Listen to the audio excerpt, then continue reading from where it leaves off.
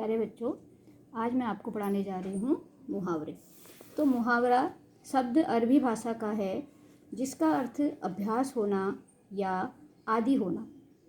ठीक है, इस प्रकार मुहावरा शब्द अपने आप में स्वयं मुहावरा है, क्योंकि यह अपने सामान्य अर्थ को छोड़कर असामान्य अर्थ प्रकट करता है।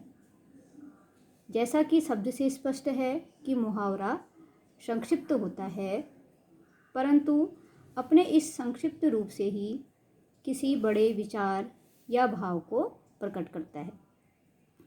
तो जो मुहावरा होता है वह वाक्य का एक अंश होता है और मुहावरों का प्रयोग भाषा को प्रभावशाली, सुंदर तथा आकर्षक बनाने के लिए किया जाता है। और भाषा के जो मुहावरे हैं, इनके माध्यम से भाषा में कम से कम शब्दों के प्रयोग से अधिक भावों को अभिव्यक्त किया जा सकता है। तो मुहावरा वाक्य का एक अंश होता है, इसका कोई अपना स्वतंत्र अस्तित्व नहीं होता। जो मुहावरे हैं वह आपकी प्रतियोगी परीक्षाओं में पूछे जाते हैं। तो आज मैंने विगत वर्षों में पूछे गए महत्वपूर्ण 50 मुहावरों को एकत्रित किया है और इन मुहावरों को आपके प्रतियोगी परीक्षाओं में पूछा जाता है। तो मुहावरे कैसे पूछे जाते हैं? तो प्रतियोगी परीक्षाओं में मुहावरों का वाक्य में प्रयोग करना नहीं आता है। आपको सिर्फ मुहावरा दिया रहेगा और नीचे 4 विकल्पों में से आपको उस मुहावरे का अर्थ ढूंढना होता है, या आपको प्रश्न में अर्थ दिया रहेगा और आपको विकल्पों में से उस मुहावरे को छांटकर लिखना होता है। तो मुहावरे में आपको भाव को समझना होता है, भावार्थ को समझना होता है। ठीक है, क्योंकि मुहावरे अपना सामान्य अर्थ न देकर विशेष अर्थ प्रकट करते हैं। ठीक है, जैसे एक उदाहरण देखिए, आपको बता रही हूँ। जैसे उंगली पर नचाना एक मुहावरा आपने सुना होगा। तो उंगली पर नचाना जो मुहावरा है, इसका अर्थ ये नहीं है कि किसी को आप अपनी उंगली में रखकर नचाते हो, बल्कि इसका अर्थ यह है कि इशारों पर नचाना, अर्थात अपने इच्छा अनुसार कार्य करवाना। ठीक है, तो वाक्यों में प्रयोग करते समय मुहावरों की क्रिया लिंग, वचन, कारक आदि के अनुसार बदल जाते हैं। और एक बात यह बच्चों में रहती है कि मुहावरा और लोकोक्ति में क्या अंतर है। तो मुहावरा और लोकोक्ति में क्या अंतर है? जो मुहावरा है वह वाक्य का एक अंश है, जबकि जो लोकोक्ति है वह एक पूरा वाक्य है। ठीक है, उसका अपना एक पूरा वाक्य के रूप में वह एक अर्थ देता है। ठीक है, तो लोकोक्ति का अर्थ है कि लोक की उक्ति, अर्थात जो पहले लोगों के द्वारा को कही गई कोई उक्ति है, तो वह अपने आप में ही क्या होती है? पूर्ण होती है।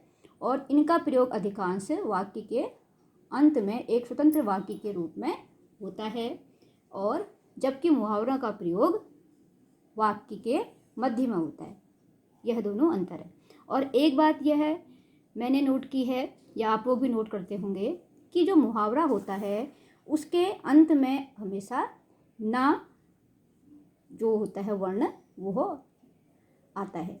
ठीक है, जैसे 95% ऐसे मुहावरे मैंने देखे हैं जिसके अंत में ना आता है। 5% ऐसे होंगे जिसमें ना नहीं आएगा। तो यह मैंने अंतर देखा है कि लोकोक्ति और मुहावरे में क्या अंतर है, क्योंकि कभी कभी बच्चे मुहावरे और लोकोक्ति में अंतर नहीं समझ पाते हैं।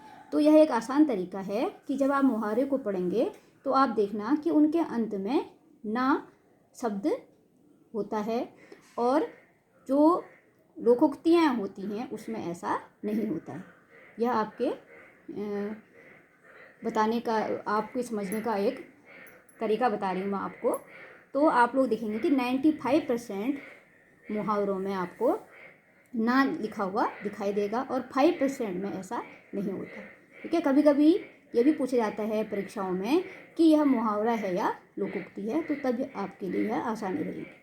तो कुछ महत्वपूर्ण मुहावरे हैं, देखिए। जब से पहला है सब्जी बाग दिखाना, अच्छी बातें कहकर बहकाना, बहुत उधम मचाना, सिर पर उठा लेना।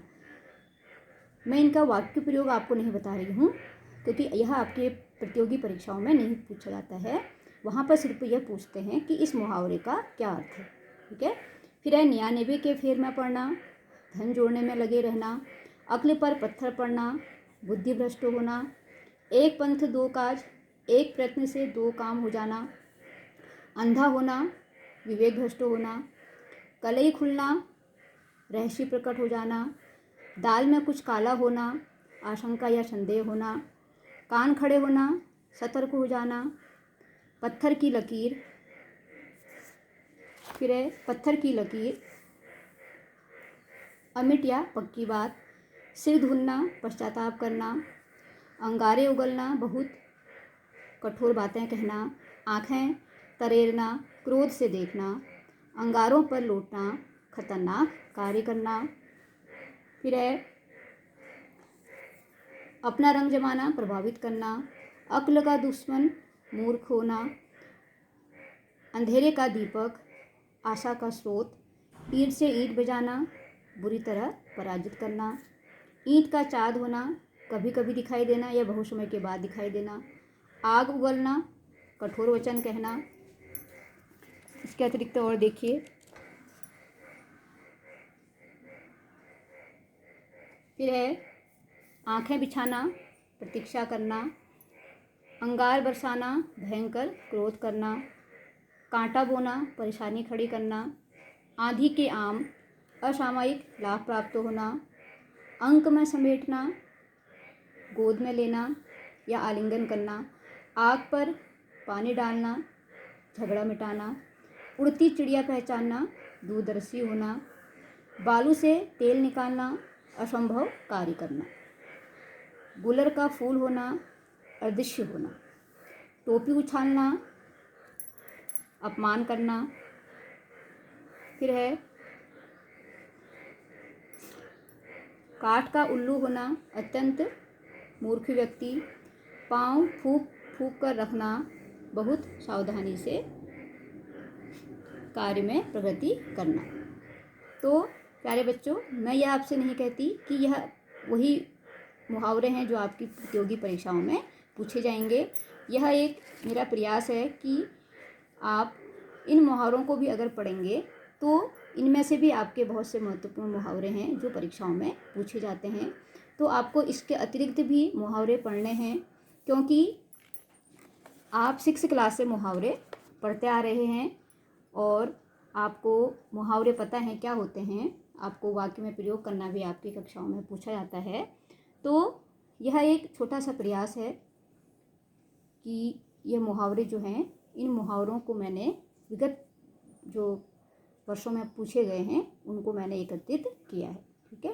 फिर आगे घाट घाट का पानी पीना, बहुत अनुभवी होना, कठपुतली होना, दूसरे के संकेत पर कार्य करना, घी के दिया जलाना, खुशी मनाना, सोने पर सुहागा, अच्छे पर और अच्छा होना, हवा हो जाना, भाग जाना, रात दिन एक करना, बहुत परिश्रम करना, आँख उठाना, बुरी तरह देखने का साहस करना, अंगूठा दिखाना, धोखा देना, अंगार सिर पर धर लेना, कठिन विपत्ति सहना। फिर आगे